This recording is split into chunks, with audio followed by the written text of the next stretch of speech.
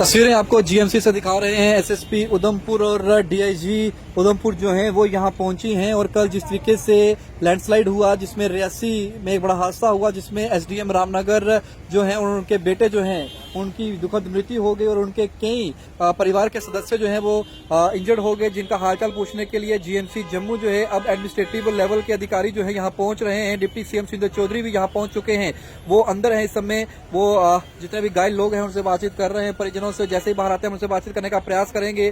फिलहाल तस्वीरें आपको दिखा रहे हैं। एसएसपी उधमपुर और डीआईजी उधमपुर जो है यहाँ पहुंचे हैं। मुझे पूछा, उसने कहा आप जम्मू कश्मीर के डिप्टी चीफ मिनिस्टर है ना, सुरेंद्र चौधरी है ना। ये मैंने उनको कहा सिर्फ एक, लेकिन मैं अंदर से जानता था कि मैं ऐसी झूठी तसल्ली उस माँ को दे के जा रहा हूँ जिसका आज सब कुछ उजड़ चुका है और आज खुद भी जिसकी बैकबोन पूरी इंजर्ड है, उसको एक झूठ मार के जा रहा हूँ। झूठ तो क्योंकि मजबूरी थी वो झूठ उसके आगे बोलना, ताकि मैं चाहता था कि वो हिम्मत रखे। और उसके बाद उसने कहा शुक्र है कोई आया जिसने मुझे ये खबर आके दी है कि मेरा पति और मेरा बच्चा ठीक है। तो इसलिए आज बड़ा गम का माहौल है और दुख है कि राजेंद्र सिंह राणा साहब जो परसों मेरे साथ गोरडी में थे, मैं रामनगर के टूर पे था, मुझे उमर अब्दुल्ला साहब ने भेजा था। वो दो मास्टर जो पानी में बह गए थे उनका अफसोस करने गया था और ये आदमी राजेंद्र सिंह राणा साहब मेरे साथ थे। और आज जब मैं उनके फ़ोटो देखे और मुझे उनमें से उनके काफ़ी सारे फ़ोटो भी हैं, मुझे क्या पता था कि आज जो आदमी मेरे साथ दो मास्टरों का अफसोस कर रहा है, कल उसी इंसान के लिए मुझे अफसोस करने के लिए जाना पड़ेगा और आपके साथ बात करनी पड़ेगी। तो लिहाजा एक दुख भरी खबर है पूरी स्टेट के लिए। और राजेंद्र सिंह राणा साहब एक बहुत बड़े काबिल ऑफिसर थे, क्योंकि यहाँ एसडीएम की पोस्टिंग से पहले वो मेरे माइनिंग डिपार्टमेंट में थे, वो डीएमओ थे कठुआ में, बहुत अच्छे और काबिल ऑफिसर थे। और काफ़ी बार मेरी उनकी मुलाकातें हुई और लास्ट मुलाकात मेरी गोरडी में हुई।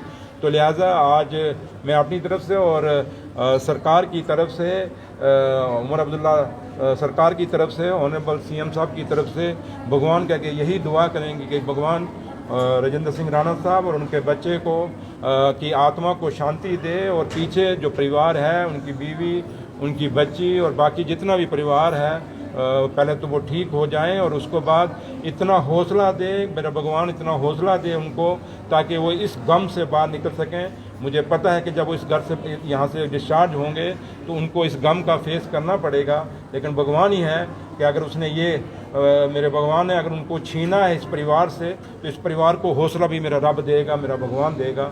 और आज के इस दिन में ज़्यादा कोई लफ्ज़ मेरे पास नहीं, लेकिन इतना ज़रूर कहूँगा कि राजेंद्र सिंह राणा साहब की कमी हमेशा हमें खलेगी। Thank you sir. जो मौलिक चीज़ों में सुधार करना चाहिए। आप रास्ता देखिए, जहाँ से लोग गुजरते हैं वहीं पर एक्सीडेंट जैसे मंजर नजर आते हैं। देखिए, बार बार मैं अपने भाषणों में भी कहता हूँ, जहाँ भी जाता हूँ, मैं नौशहरा में भी या जम्मू कश्मीर में जहाँ भी जाता हूँ, मैं एक बात हमेशा कहता हूँ कि हमें जंगलों को बचाना होगा। क्योंकि इन पहाड़ों को अगर कोई बांधता है, इस मिट्टी को, इन पत्थरों को अगर कोई बांधता है तो वो पेड़ जो लगे होते हैं उनकी जड़ें बांधती हैं। और हमारे बुजुर्ग कहा करते थे कि अगर पहाड़ों को फिसलन से बचाना है, अगर धरती को बचाना है तो आपको पेड़ पौधे लगाने होंगे। और इन जंगलों में आज जब ये पहाड़ गिर रहे हैं, आप देखें उनके ऊपर एक भी पेड़ नहीं है। और जब भी जहाँ जहाँ पेड़ लगता है वहाँ वो पहाड़ रुक जाता है स्लाइड करने से।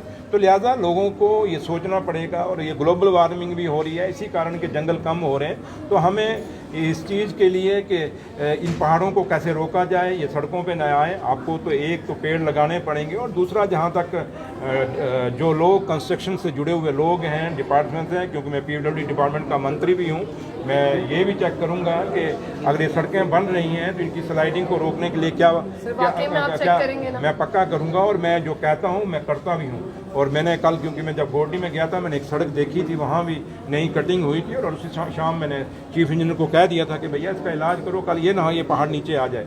लेकिन ये तो मैं प्रिकॉशन ले लूँगा, लेकिन आप लोगों को भी मैं यही रिक्वेस्ट करूँगा कि आप जिस चैनल से हैं, आप लोग भी लोगों को अवेयरनेस करें कि भैया पेड़ लगाइए। ये पेड़ ही जंगलों को रोक सकते हैं स्लाइडिंग से। आप देखें हिमाचल की हालत क्या हुई है, उसकी वजह भी यही हुई कि पेड़ कटाई ज़्यादा हुई, जिससे पहाड़ लूज़ हो गए और स्लाइडिंग ज़्यादा शुरू हो गई है। तो लिहाजा ये हादसे रोकने के सबसे बड़ा अगर कोई है तो हमें पेड़ अपने लगाने पड़ेंगे। और दूसरा, जहाँ तक अगर कंस्ट्रक्शन में